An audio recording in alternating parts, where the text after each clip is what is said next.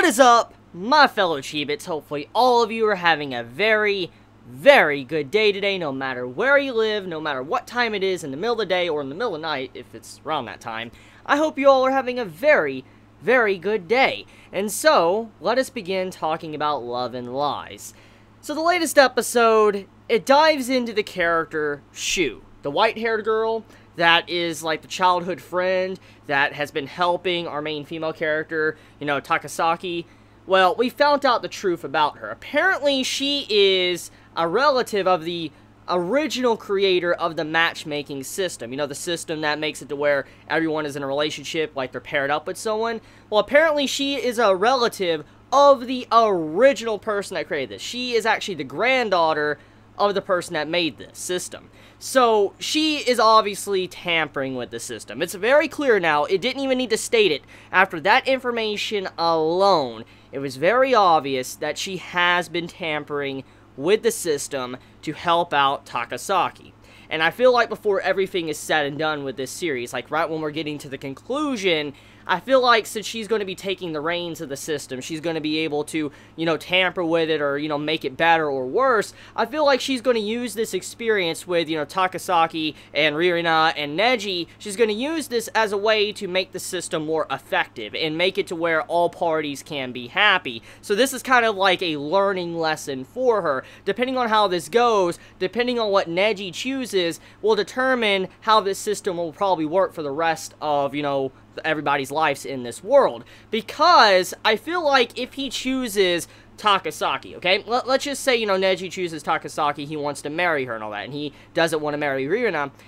I feel like he will get to marry her, he won't get a penalty, because since she is able to tamper with the system, I feel like he will be fine overall. I feel like before everything is done, he will have a decision to make, and he won't have any consequences with it. For instance, he could choose so-and-so, like he could choose, Ririna or, Takasaki, and he'll be fine. He will not have any problems, he won't get a penalty, but he has to choose which one he loves more, which will determine who he's married to and paired up with for the rest of his life. And so what I'm getting at is I feel like whoever he chooses will kind of make it to where Shu wants to develop the system to be able to make your own decision if you're probably already in a prior relationship. I could see something like that being done with the system, like maybe adjusting it to where if there is this person that's already in a relationship with another girl and she's in a relationship with this other dude and all that, I feel like the system should be able to look at that and be like, okay, maybe these two should be together. I mean, maybe we shouldn't force these two to separate and all that and then give them a penalty for wanting to be together, because let's think about what the system was for in the first place.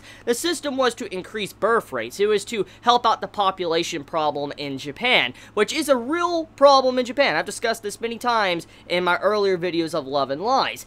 But here's the thing though, why are they punishing the people that want to be in a relationship and probably have children and a happy family? That's what they're doing. They're punishing people that want to do this, and when you're separating someone from the person they already fell in love with and giving them someone else, it's kind of messed up when you think about it, because it might make them not want to be with that person, which will ruin all chances of maybe having children or something. So, the system, it works. It clearly does work, but at the same time, there is some things about it that are obviously not working properly at all. There's a lot of discrimination, especially when it comes to same-sex marriages. I mean, we gotta think about, Nisaki, how he wants to be with the main male character, Neji. I mean, the entire system just, it goes against that. It does not allow something like that. It will not allow that. So, the entire system is against same-sex marriages, and it's just fucked up all around in so many different areas. And so I feel like I said, this entire, event when Neji and everybody else that's, in his harem is going to affect the system for everyone, and then be able to help everyone out once, they conclude whatever they need to do. So anyways, besides that though, Shu, she's obviously tampering with stuff.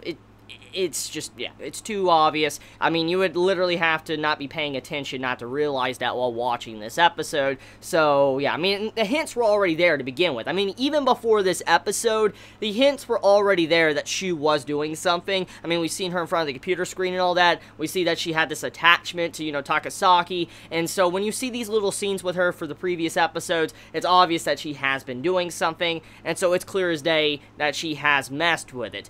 Now, here's the big thing, though. I don't know who to root for. I really don't, because if we're wanting to go down any path, like if we have a choice, and it's not going to be cliche, I personally would like to see him end up with Rihanna, and that's my true opinion. I really like Rihanna because she's a sweet character, and yes, I know she's a part of the system, and it would kind of show that the system works, and it would be kind of against what the story is trying to do, but I would like her to win, because let me explain.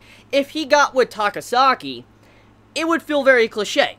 It's not the fact I don't like her. I like her as a character. She's a good character. She is a very solid character. All the characters are good. I mean, Nisaka, Takasaki, Rihanna, they're all wonderful characters. And so, I don't want to see him, like, end up with Takasaki, because that's really cliche. It's like, if he ends up with her, yes, it proves the system is wrong, which we all know the system is wrong. It's common sense it is.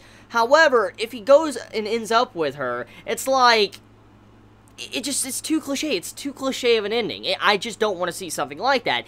And if he ends up with Rihanna, something like this might happen once again. Like, this entire problem in the world with someone having to go through all this trouble and drama, they would have to go through it again, because it's like, it was never fixed to begin with. So, if he ended up with Rihanna, it's like the system's not getting fixed. And if he ended up with Nisaka, I mean, the same problem that happened to start the system in the first place would continue to happen. So I think there needs to be some form of, like, line between all of this to be able to allow every party to be happy with this system. So that's just my personal opinion on it, but it's a really good series, and I'm loving the characters and all that. I don't know who to vote for. Like I said, I like them. I would be fine with whoever won. I just don't want to see the cliche path. And I also want a good story as well. I want it to make sense with the conclusion of the series.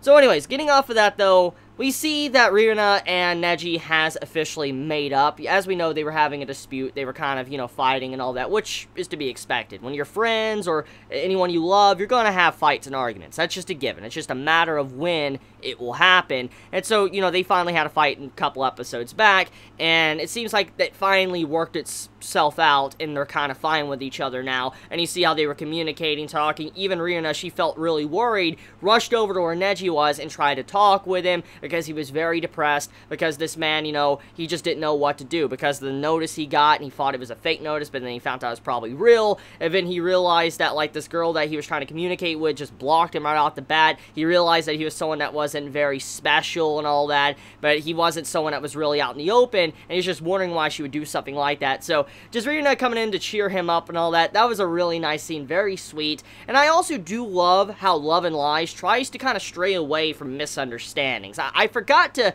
talk about that in last week's episode, because normally when you see a romance series that's like a love triangle or a love octagon or whatever, you have where there's a lot of misunderstandings. Now, I'm not trying to point fingers at Gamers, because Gamers is a really good anime from this season. But I'm talking about traditional romance, okay? Just to give an FYI. Traditional romance series, there's a lot of misunderstandings, and it leads to pointless drama that's just straight up stupid and melodramatic. And I like how at the end of last week's episode, with Rihanna popping up here in the conversation between, you know, Shu and Neji, it didn't lead into some form of drama to where Rihanna was pissed off because she was, you know, in love with Neji, but she didn't understand her feelings, and then she just didn't want to talk to him. I'm glad that did not happen for this episode. Rihanna was very understanding, she was kind, she kept in character from what we have seen, but we do see that she is developing feelings, and as the series progresses, we can see that her relationship with Neji is developing into a very organic one. It's very organic. It's not something that's actually being forced. She's slowly falling in love with him and realizing why she might fall in love with him or why she loves him so much. She's starting to develop these feelings very slowly. It's not like that, how you see in a romance where, you know, a girl is saved by a guy, or this guy just sees a girl walking and all that, and, you know, something's done, and you just see them instantly fall in love. I know there's such thing as love at first sight, but I like how this series tries to be different and not stick down the standard path of a romance series. So, let me know your thoughts in the comments below. I love you all so much. Please be safe. Chibi out.